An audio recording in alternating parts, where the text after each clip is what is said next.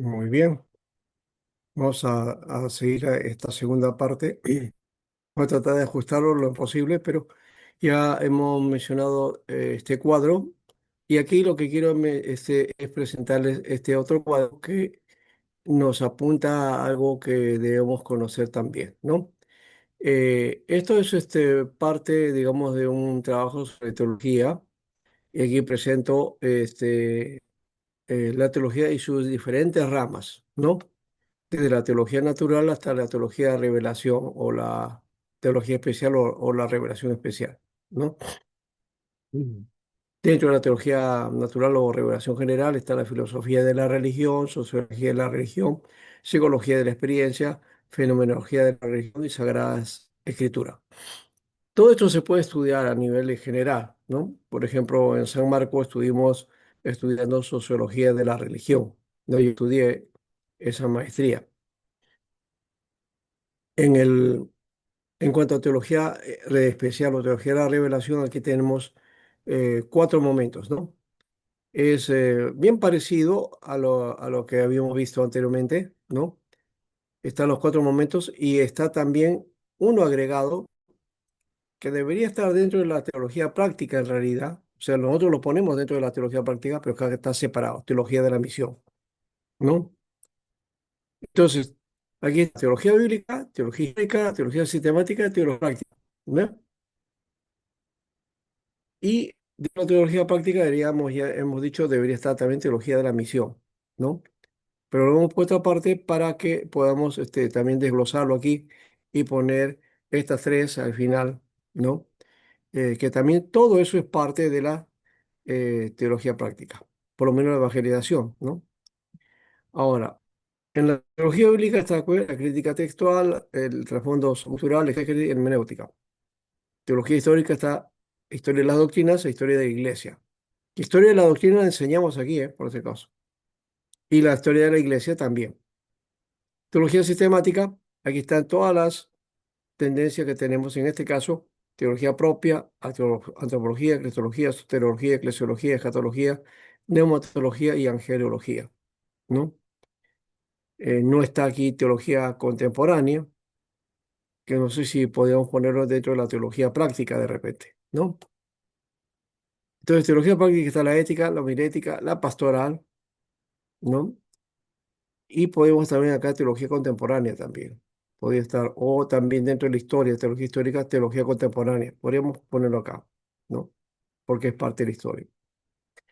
Y la teología misiológica, está apologética, historia de las misiones y evangelización. Entonces, este cuadrito nos amplía un poquito más el modelo. ¿Se dan cuenta? De lo que estábamos haciendo ahora, ¿no? Entonces, nosotros estamos estudiando solamente esta parte, teología práctica, ¿ya? Pero también teología práctica en función a qué hace la iglesia, ¿no? O cómo desarrollamos todo esto en la acción de la iglesia, ¿no? En la pastoral. Básicamente es esto, la pastoral y la misión, la pastoral y misión. Muy bien. Ahora, con respecto a lo que veíamos en estos cuatro momentos, no debe funcionar separadamente, ¿no? La relación puede expresarse así, ¿no? En estos cuatro momentos. O sea, esos cuatro momentos que estamos planteando también en el cuadro último, este, los hacemos por cuestiones académicas, por cuestiones de estudio, las separamos y están presentes en nuestro sistema de estudio. De una u otra manera están presentes, ¿ya? No está toda la teología, porque la teología también acá falta la filosofía, ¿no? Falta estudio de la sociología, por ejemplo, filosofía de la religión, ¿no?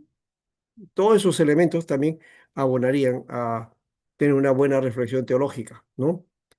Eh, bueno, de todas maneras, aquí tenemos estos elementos que están separados, ¿ya? Pero que aquí vemos como que debe haber una relación. En cuanto a lo bíblico, ¿qué revela Dios, por ejemplo?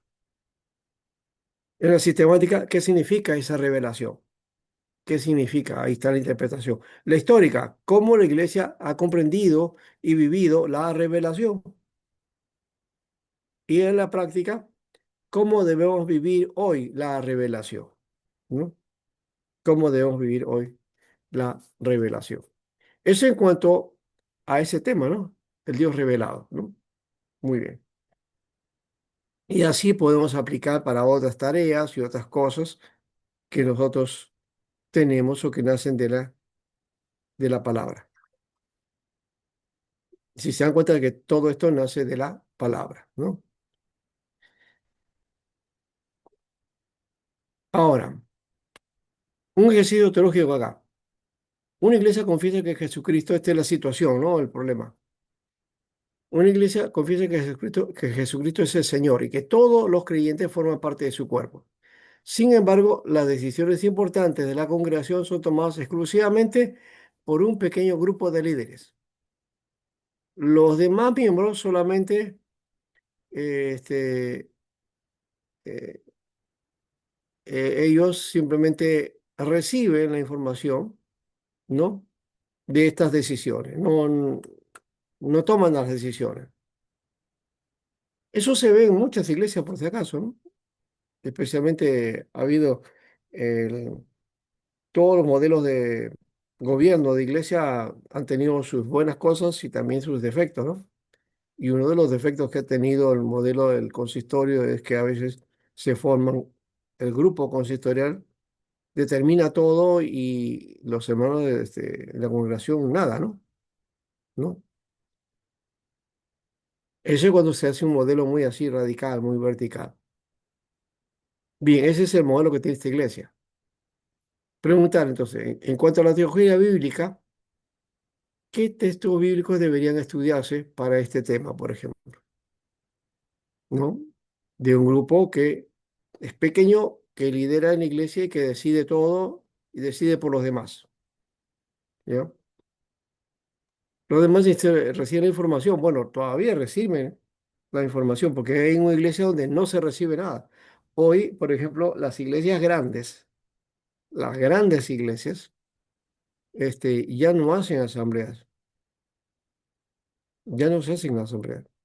O en algunas iglesias se busca una representación de toda la congregación. Por ejemplo, si una congregación es de 2.000 personas o 3.000 personas, entonces para la asamblea solamente se cita a 100, ¿no? O se escoge a 100 dentro del liderazgo, ¿ya? Y dentro de representantes de los grupos de los diversos sectores a que pertenece la iglesia. Y en ese número de 100. Y entre ellos son los que deciden todo. Bueno, por lo menos ese es un modelo interesante, representativo. Teología sistemática ahora. ¿Qué doctrina de la iglesia está implicada aquí, no? Cuando estamos hablando, entonces, a ver, un ejemplo, a ver, ¿ustedes qué dirían? ¿Cuál sería la doctrina que se aplica aquí con respecto a este asunto de la congregación y las decisiones, en este caso, de grupos pequeños frente a los miembros? Eh, ¿Cuál sería el área de teología sistemática que analice eso? A ver, ¿alguien puede responder? Si responde, ya tiene el curso completo, ¿ah? Aprobado. Ah,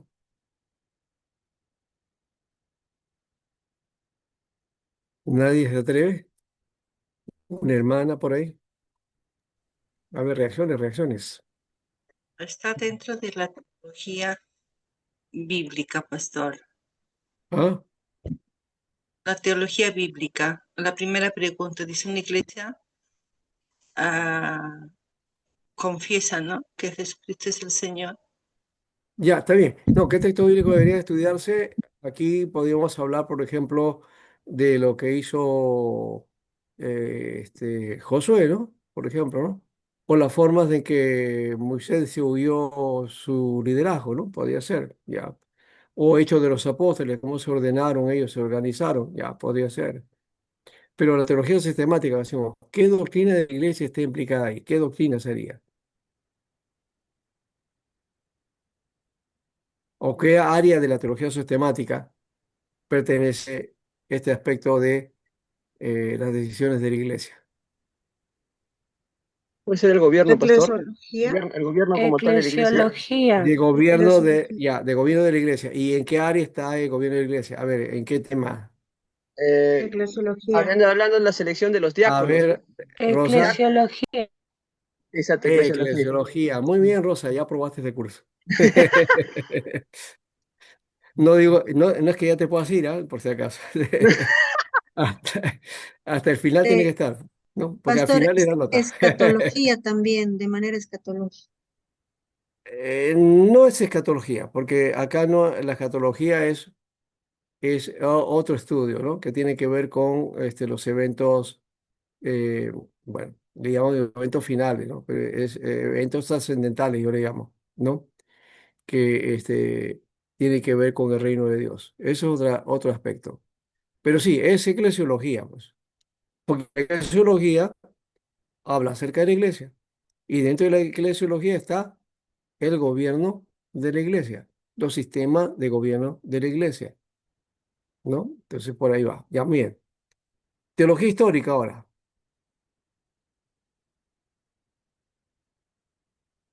¿Cómo han entendido distintas tradiciones cristianas la participación de los creyentes? ¿Cómo han entendido, por ejemplo, los reformados? ¿Cómo han entendido los anglicanos? ¿Cómo lo han entendido los anabaptistas? ¿Cómo lo han entendido las iglesias menonitas? ¿Cómo lo han entendido las iglesias puritanas o el pietismo? ¿Cómo lo ha entendido la iglesia pentecostal? ¿Cómo han entendido las iglesias congregacionales? ¿O cómo las han entendido las iglesias de santidad? ¿No?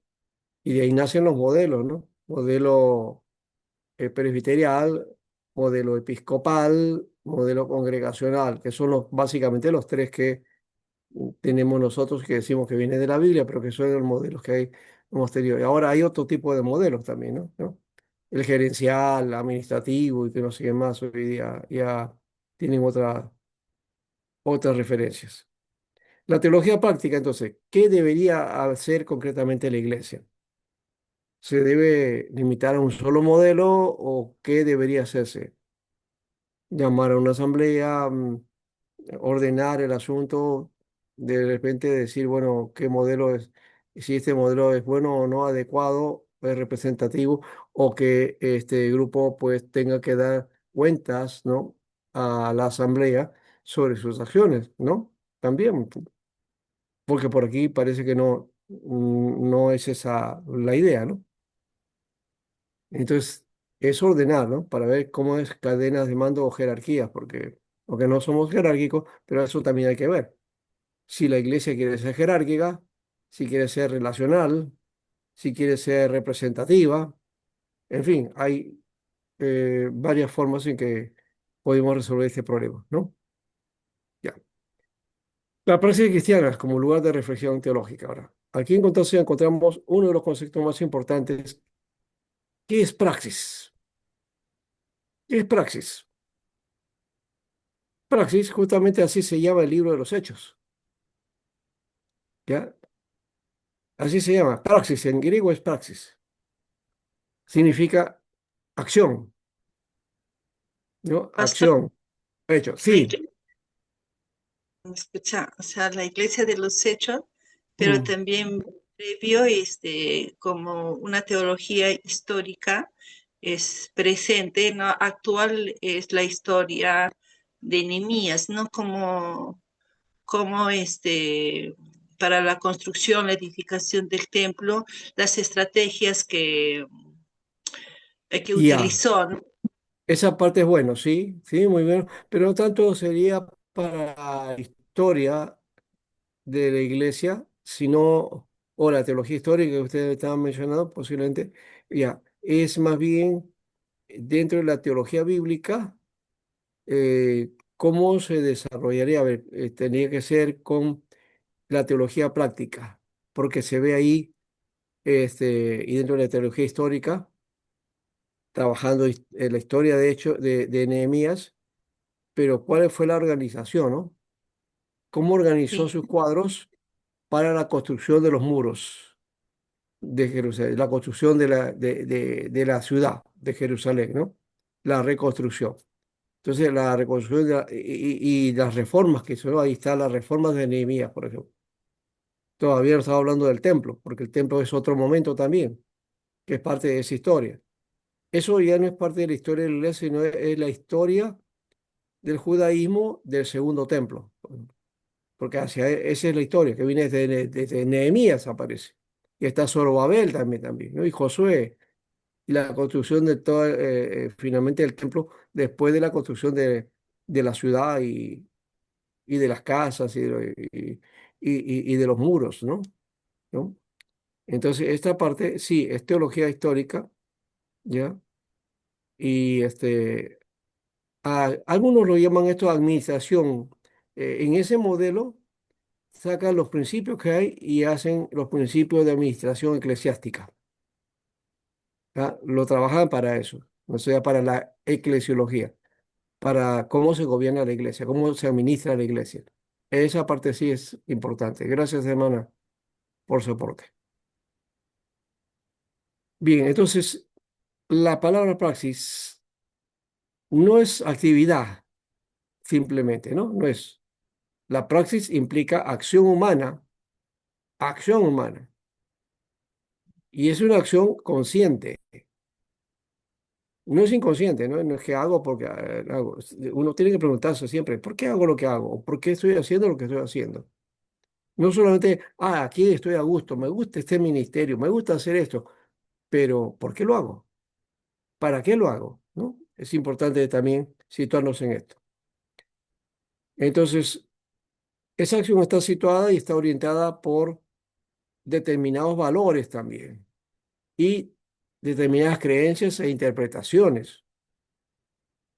Las cosas que hacemos también, de alguna manera, tienen que ver con cómo creo y cómo interpreto la fe, ¿no?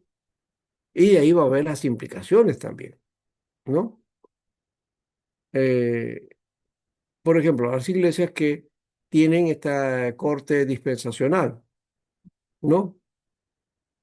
Un hermano que tenga esa enseñanza, que venga a una iglesia presbiteriana, se va a descuadrar.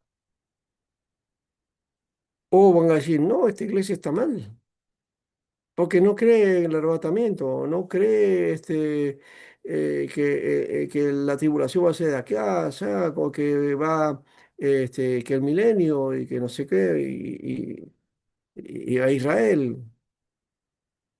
Entonces, para él, las iglesias presbiterianas están mal. Él quiere estar bien, ¿no? Pero entonces ahí hay un encuentro o desencuentro ahí, ¿no? Entonces,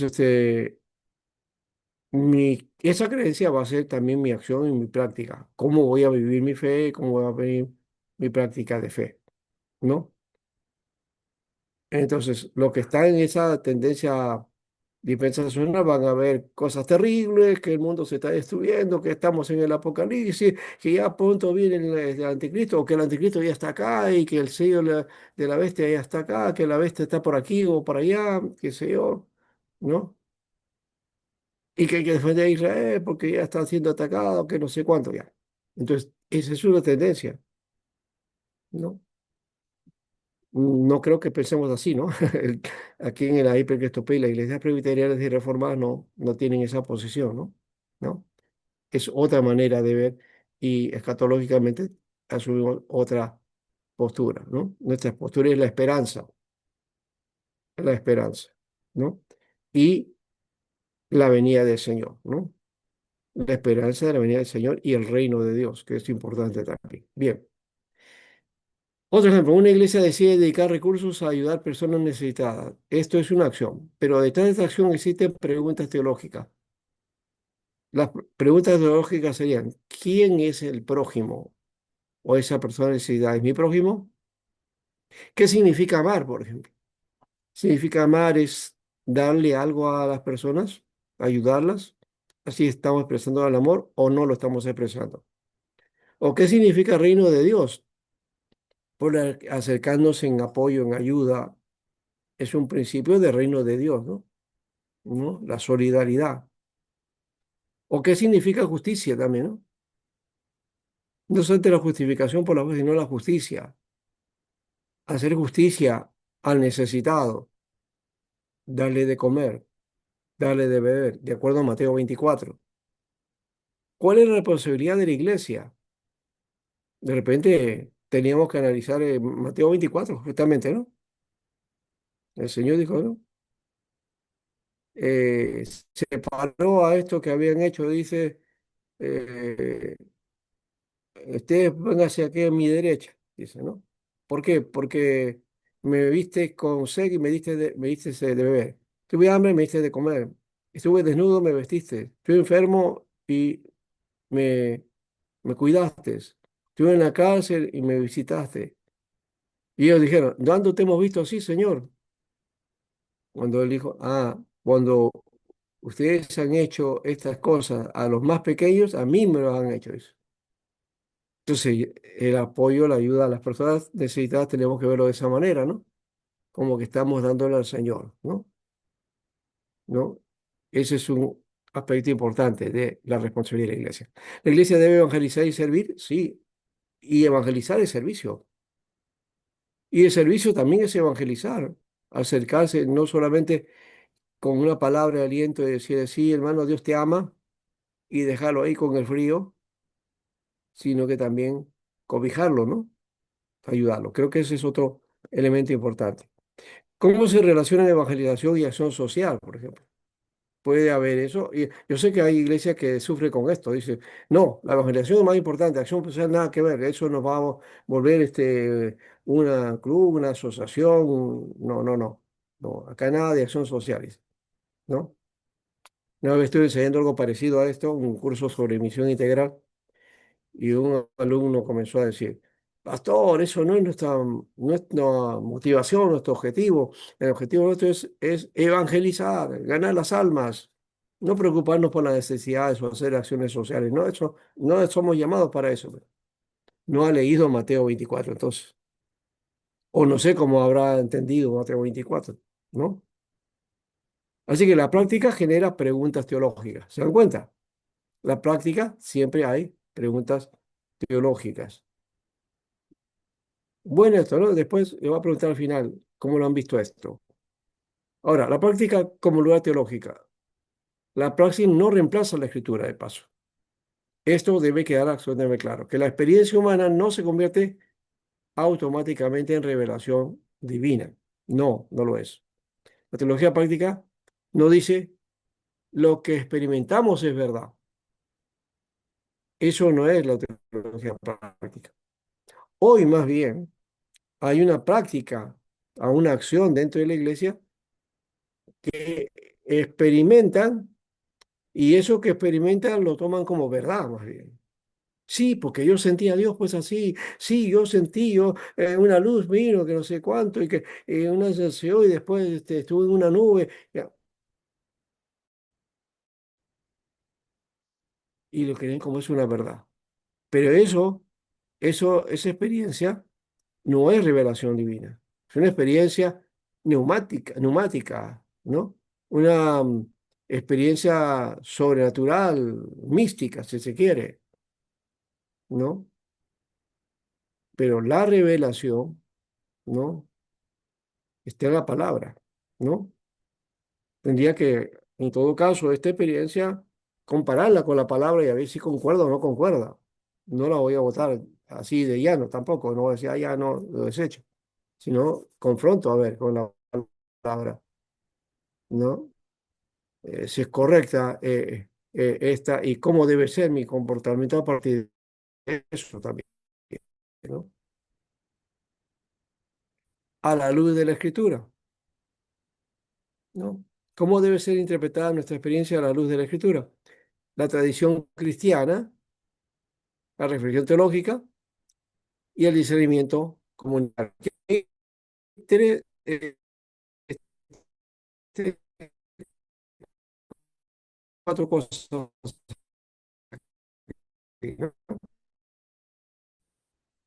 Respeto. La tradición cristiana, como la interpreto la reflexión. La experiencia no es mala, sola no, pero sí la experiencia, traje mayor, la tradición también, la reflexión teológica, el contexto en que me muevo también o que ha sido parte digamos, de este evento o esta experiencia y el discernimiento práctico, ¿no?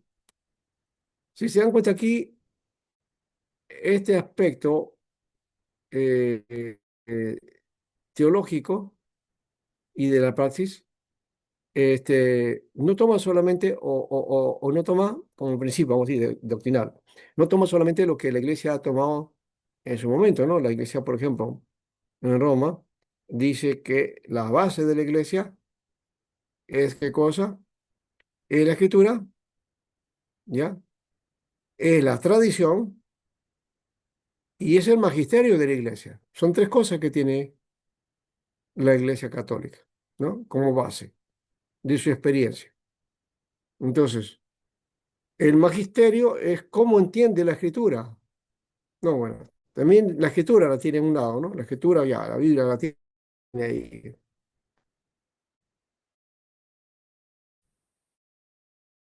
Pero la tradición está también al lado. Digo. Aquí, por ejemplo, no hemos puesto el magisterio, no hemos puesto la enseñanza, ¿no?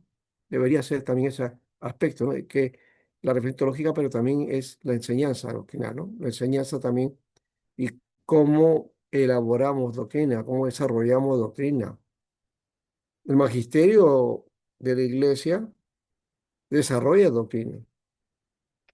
Y la iglesia evangélica, aunque no tiene oficialmente magisterio, se ejerce ese aspecto, ¿no? De la enseñanza en los concilios, en las asambleas, en los momentos cuando definimos qué cosa, ¿no? De tanto en tanto, frente a situaciones, se reúne la iglesia para definir esos temas o situaciones que se presentan en un contexto específico y definir qué rumbo le va a dar la iglesia, ¿no? Por decirme, un lío que es un conflicto hoy día, ¿ya? Que no debería serlo, pero que se ha presentado, ¿no? Que es el asunto este de entender cómo aceptamos la diversidad sexual, bíblicamente o no. Hay iglesias que han propuesto, han elaborado, se han hecho asambleas, han hecho el estudio, entonces han decidido después, y algunas han decidido sí aceptar las tendencias estas como normal, y hay otras que no. Y eso ha provocado también separaciones, ¿no? Lo está haciendo. Hoy día ese tema nos está llevando por ese lado. ¿Ya? Vemos de qué manera trabajamos con este tipo de personas y de miembros también, porque de ahí también viene que ver con el asunto de que si estos podían ser actos para ser ordenados como ministros, por ejemplo, o como ministras, ¿no? O si aceptamos la unión de las uniones matrimoniales del mismo sexo, eso también es un conflicto. Les estoy presentando eso, pero es lo que hay hoy día. ¿Se dan cuenta? No lo hablamos. Creo que ustedes no han escuchado hablar de esto aquí, no, no lo sé. Si hay otro pastor o maestro que ha hecho esto, pero es un tema que está dentro de este tema, de esta situación también. ¿Se dan cuenta? Que hay que enfrentar. ¿Cómo trabajamos ese aspecto? ¿No? O cómo hacemos una pastoral frente a situaciones o hermanos o personas de ese tipo, ¿no? Que podrían estar practicando eso dentro de la iglesia o que están en el mundo todavía y que no conocen al Señor, pero que están buscando de Dios, ¿no? Le aceptamos su costumbre o dejamos que el Señor opere, obre y Dios los cambie y entonces se arregla el problema, ¿no? Es una temática interesante, ¿no? Muy bien. Y cinco, la Iglesia como comunidad teológica. Una de las grandes contribuciones de la teología práctica es recordar que la Iglesia no solamente recibe teología, es una comunidad que vive, interpreta y practica la iglesia, ¿no? Practica la fe, ¿no? Eso es, practicar la fe, ¿no?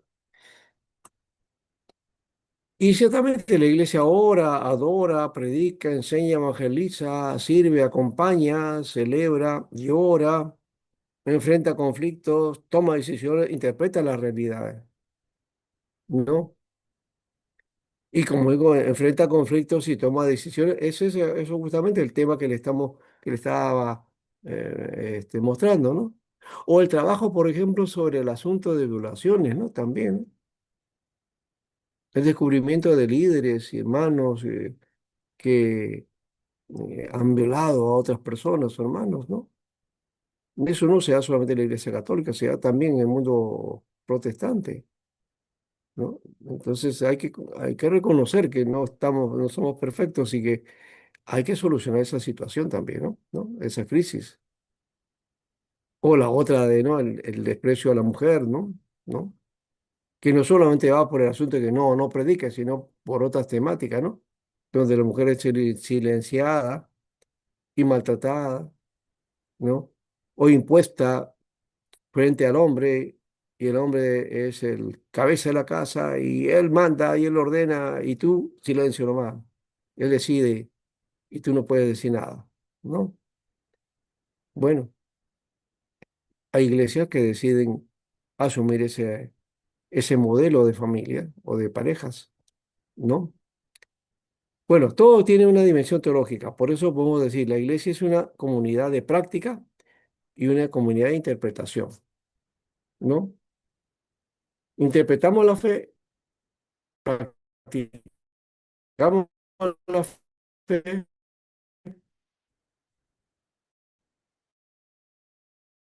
no siempre la definimos que un creyente en la que estope presbiteriano, calvinista, no es puro, es un puro reformado, no es como alguno dice, no, es presbiteriano de hueso colorado, ¿no? No es. Ya no existen muchos de esos. Sí los hay, seguramente sí, sí hay. Hay algunos presbiterianos de hueso colorado, como pentecostales de hueso colorado, como conservadores, ultradores de hueso colorado, radicales completamente, cada uno en su posición, ¿no? Pero sí, esa, esa postura que tengo también me va a poner qué tipo de práctica o de qué tipo de cristianismo práctico realizo, ¿no? Entonces, ahí tenemos que ver cuál es la que tenemos que tomar como iglesia de Precristope. Y esto último, el contexto como espacio de interpretación y acción. La teología práctica no pregunta únicamente qué dice la Biblia. Eso te pregunta la teología sistemática o la teología bíblica, ¿no? Y muchas veces nosotros estamos en ese nivel. Para algún problema que tenemos, ¿qué dice la Biblia? Y si dice la Biblia, está bien. Si no dice la Biblia, no, ¿no? O qué dice la Biblia con respecto a esto, si aprueba o no aprueba, ¿no? Algunos dicen, en la Biblia no está, entonces lo hago. No necesariamente, porque no todo lo que está en la Biblia o todo lo que no está en la Biblia no significa que sea correcto, ¿no? Hay varias cosas que no dice la Biblia que no son correctas, ¿no? Por ejemplo, la trata de personas, no es correcto. El, la- el tráfico de terrenos, no es correcto. Eh, la minería legal, no es correcta. El narcotráfico, no es correcto. La explotación, no es correcto. El trabajo infantil, no es correcto, ¿no? No debería ser correcto. La Biblia no dice nada de eso, así que lo puedo hacer. Mire, la Biblia, por ejemplo, en muchos años, en siglos pasados, la iglesia aceptaba la esclavitud y creían que la esclavitud era voluntad de Dios. Y los creyentes tenían sus esclavos y apoyaban la esclavitud. Pero Jesús nos ha hecho libres y ha roto la esclavitud. cuando entregó la iglesia a darse cuenta que eso no era lo adecuado, lo rompió y muchos cambiaron su posición y ahora abogaron por la libertad, ¿no? De los esclavos. No todos, ¿ah? Las iglesias de, por ejemplo, en el sur, perdón, en el norte de Estados Unidos, la iglesia de Estados Unidos, ustedes saben que hubo una guerra civil, ¿no? En Estados Unidos, ¿no? Los confederados y creo que el otro, no me acuerdo cómo se llama, la división de cada uno, ¿no? Pero los del sur, por ejemplo, apoyaban la esclavitud, ¿no? Y los del norte apoyaban la abolición de la esclavitud. Y en sur, la predominancia había sido la iglesista. Las tendencias de la iglesia bautista eran no a la esclavitud y no a los negros tampoco, ¿no? Y han dividido también las iglesias. Entonces, iglesia de negros, iglesia de blancos. Hoy día hay iglesia de latinos también. En Estados Unidos es así. Tú no puedes ir a una iglesia de americanos americanos. Va a aparecer un lunar ahí, ¿no? Que era una iglesia latina, ¿no?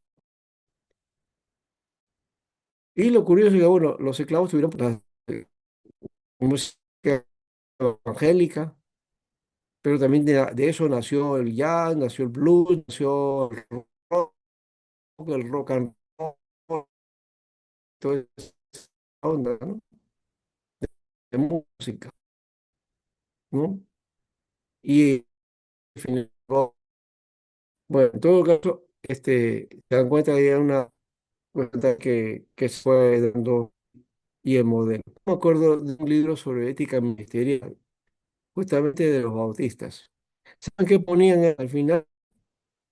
Que decían que una persona americana, blanca, no podía casarse con un negro.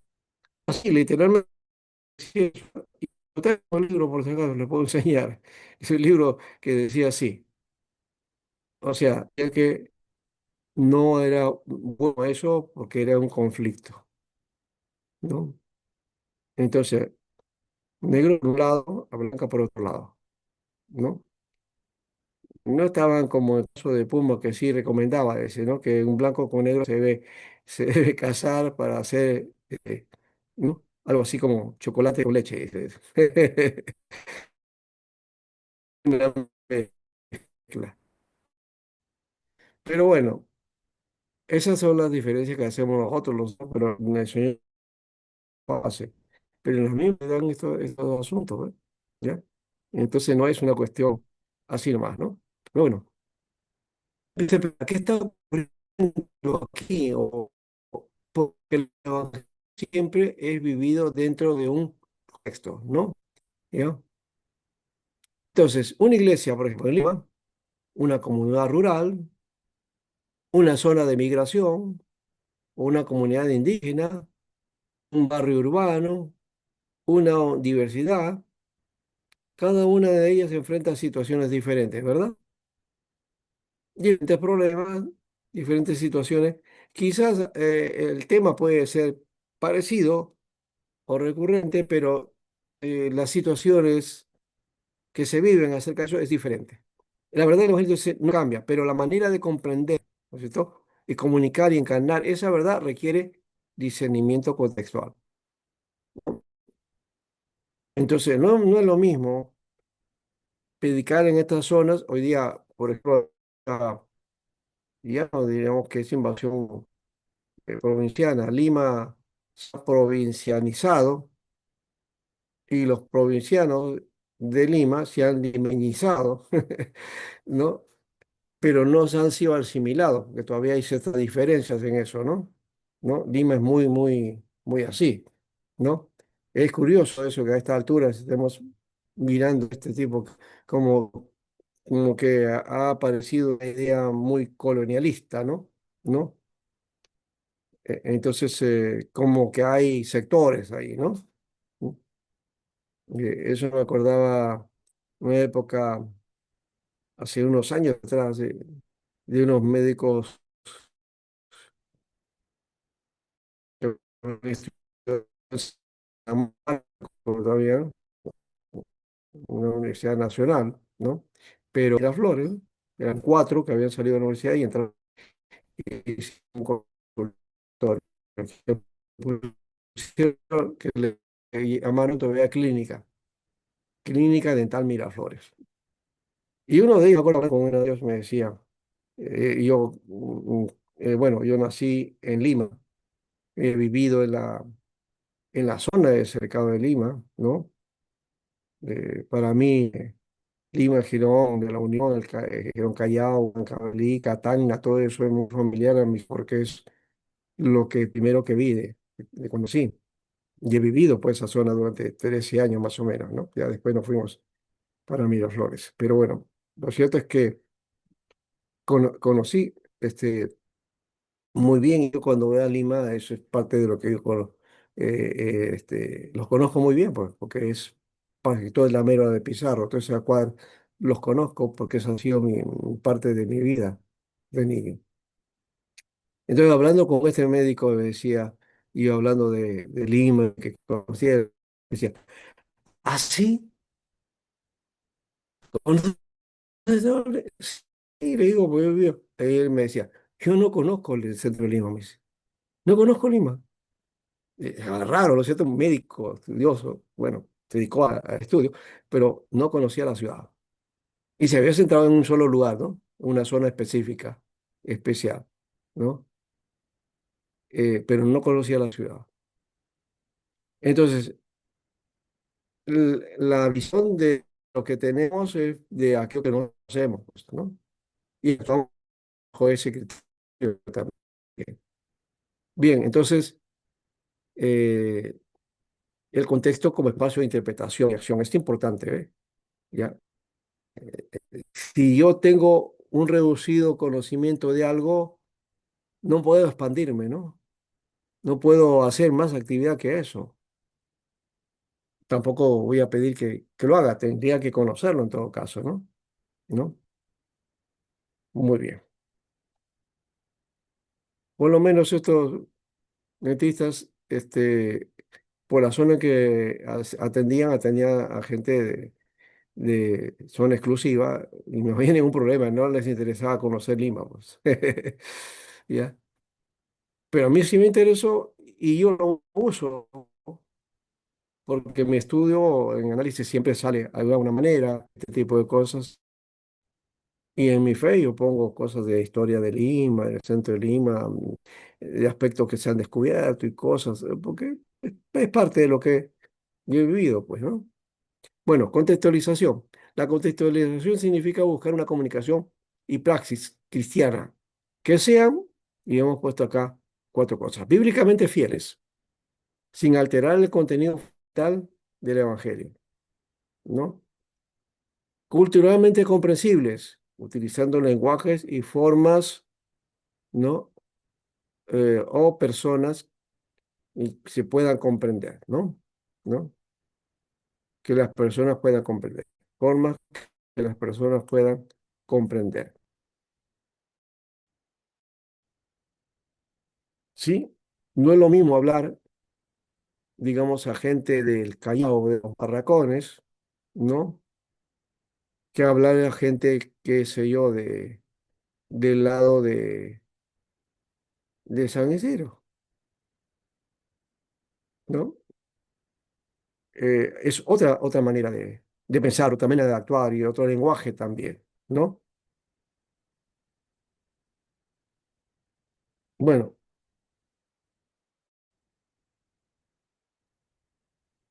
pastoralmente también, debe ser pastoralmente pertinente, ¿no? Respondiendo a las necesidades. Lo pastoral siempre tiene que ver con las necesidades reales, ¿no? Enfrentar la pastoral, cuando hacemos pastorales, decimos, pastoral de acompañamiento, ¿no? La consejería, ¿no? Pastoral para el joven, pastoral para la niña, pastoral para el joven, para el adulto, para la mujer, para los matrimonios, pastoral para los necesitados, pastoral, digamos, para el enfermo, ¿no? O pastoral para el que está desocupado, en fin, misiológicamente eficaces, facilitando el testimonio del Evangelio. Cómo hacer misiología, o cómo hacer misión, por ejemplo, ¿no? Bien. Y de esto Esteban Bevan ha mostrado la importancia de comprender la teología dentro de contextos concretos. Así que la teología no se produce un vacío cultural. Por eso que ahí viene el otro problema cuando hacemos teología sistemática, ¿no? Que es alejada de la realidad nuestra. Es un enfoque que viene de Europa o que viene de otros países, ¿no? Con las tradiciones y cosas de la cultura, ¿no? Por ejemplo, lo que trajeron los misioneros americanos cuando vinieron a Perú y cuando fueron ellos al mundo andino. Oye, ellos iban con su terno y con su corbata ahí, en todo lugar, ahí estaban con terno y corbata. Y yendo a la selva también con terno y corbata. Ustedes saben que tú vas a la selva y ya no puedes estar con terno y corbata, no se puede. Y es más, hoy día ya veo que hasta en la ciudad, ¿no? Ya el pastor ya no utiliza corbata, tampoco usa saco, ¿no? Ya con una camisa nomás, o un polo, ya así predica hoy día. Hasta en zapatillas, ¿no? Se predica hoy día, ¿no? Porque los modelos ya han cambiado, ¿no? Hoy día la moda es esa, pues, ¿no? Es lo mismo, ¿no? Yo me acuerdo que cuando veía televisión, los programas de televisión antes, era el conductor venía elegante. Yo veía un Pablo de Badelengoitia con su terno, su corbata muy bien puesto, con su oratoria, su frase, sus pensamientos, su discurso era pues ejemplar, ¿no? Hoy día no. Da la televisión y alíos y líos acá y hablan ajos y cebollas y replanas y cosas así, ¿no? ¿No? Ha cambiado la figura, ¿no? ¿No? Bueno, la teología no se puede entonces un vacío cultural, recuerden, ¿no? Entonces no está solamente dado al libro. La teología sistemática me enseña, sí, pero yo tengo que ver también mi contexto, ¿no? De cómo aplicar eso, ¿ya? En todo caso. Así que, para no ser como el misionero cuando vino, como decía, ¿qué había? Hacía sus cultos a las 8 de la noche en los campos de la sierra, ¿no? Y usted sabe que en el campo, ¿no? En la sierra, en los Andes, a las 8 de la noche la gente no está caminando, ni hace actividades, está descansando, porque a partir de las 6 ya no hay actividad, ¿no? Es gente agrícola, del campo, ¿no? ¿No? Ya no hace ninguna actividad. El misionero obligaba a que tienen culto en la noche, porque el modelo era culto en la mañana y culto en la noche, ¿no? Bien, entonces, eso tenía que cambiarse, ¿no? Y de hecho que algunos cambiaron, por eso que pusieron el culto de domingo a las 4 de la tarde, ¿no? A las 4 de la tarde hasta las 6 para que todos los hermanos vayan y descansen y puedan descansar y hacer sus tareas porque tienen que madrugar temprano, tengan a las 4 o 5 de la mañana ya de estar despiertos haciendo sus tareas y sus faenas. Síntesis entonces, la teología práctica puede resumirse mediante 6 afirmaciones. Teología que debe relacionarse con la vida. 2, la praxis cristiana que necesita reflexión teológica. 3, la teología práctica que dialoga con la teología bíblica, sistemática e histórica, que hemos mencionado ahora. 4, la iglesia es una comunidad que vive y discierne la fe. 5, que el contexto es fundamental para comprender cómo encarnar el evangelio. Y 6, la reflexión teológica que debe conducir a una praxis cristiana fiel y transformadora. Y una frase para recordar aquí, ¿no? La teología práctica pregunta cómo la verdad, ¿no? La verdad que confesamos se convierte en una vida que vivimos. Buen pensamiento, ¿no? La teología práctica pregunta cómo la verdad que confesamos, y creo que con esto podemos solucionar en parte y podemos tener un material para ayudar a los demás, porque ese es el conflicto que tienen muchos hermanos, ¿no? cómo hacer que a eso que creen, esa fe que tienen, cómo poderlo trasladar a su diario vivir, a su vida cotidiana, porque tenemos ese problema, hermano. Lo que creemos, nuestra fe, la vivimos en la iglesia. Qué bonito es ser cristiano en la iglesia. Pero afuera no sé cómo ser cristiano. No sé cómo manejarlo. Me siento como qué sé yo, como una ave fuera de nido, ¿no? ¿No? Entonces, creo que la teología práctica puede ayudarnos a esto, ¿no? A cómo entonces minimizar esas diferencias y poder entonces plantear una vida que también sea cristiana, aun cuando no estamos reunidos como iglesia, ¿no? Muy bien. No sé si hay una pregunta aquí, si no vamos cerrando este espacio y lo que sí vamos a hacer es dejar como le hemos dicho, voy a dejar la tarea, voy a enviar por el WhatsApp y es cuestión de hacer unos asuntos prácticos, ¿ya? Que, porque este trabajo es así, de acción práctica. Muy bien por verlos ahora a ustedes, a ti, Dana, Marta, Ana, muy bien. No los he escuchado a todos, pero me gustaría, muy bien, Cristian, que ha puesto ahí la participación de cada uno, entonces eso también es importante porque tiene su nota, ¿no?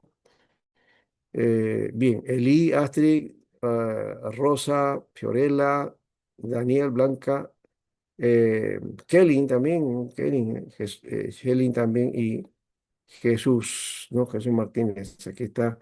Y no sé dónde está nuestra hermana Adi me parece. Ya, sí, muy bien.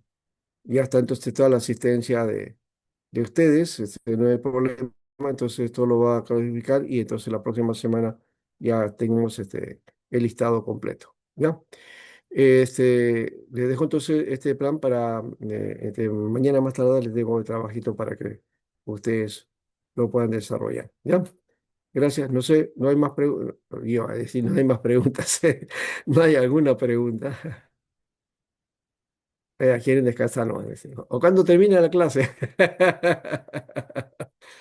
¿A qué hora termina? Ya estamos terminando. Que tengan. Pastor, una pregunta. Ah, sí, Jesús, a ver, dime. Pastor, he visto que las clases se graban. ¿Hay algún lugar donde pueda ver las clases? Como hoy día he estado un poquito ocupado y No, no he sí, podido ya, atender las clases perfecto. muy bien. Ya. En el WhatsApp creo que aparece, ¿verdad? En el WhatsApp creo que el pastor Esteban lo pone, ¿ya? Así que no tienen problema, ¿no? En WhatsApp creo que, o alguna otra referencia. Y también creo que aparece en el YouTube, ¿no? Me parece que en YouTube también aparece. ¿Ya? En todo caso, al hermano Esteban, ¿ya? De todas maneras, la grabación siempre la pueden encontrar ustedes, ¿ya? Ahí pueden repasarlo de nuevo, ver todos los detalles y todo eso. Bueno, como se han dado cuenta, bueno, algunos, no sé si lo ha llevado el curso anteriormente, pero estamos haciendo el curso de otra manera, ¿no? Entonces, le he dado otro formato y bueno, creo que va a ser muy bueno eso y va a servir mucho para ustedes. Que Dios les bendiga, hermanos. Sí, y Buenas hasta noches, el doctor. próximo. Gracias. Gracias, Gracias, pastor. gracias. Ese pastor, Gracias, Ana buenas María, noches. también.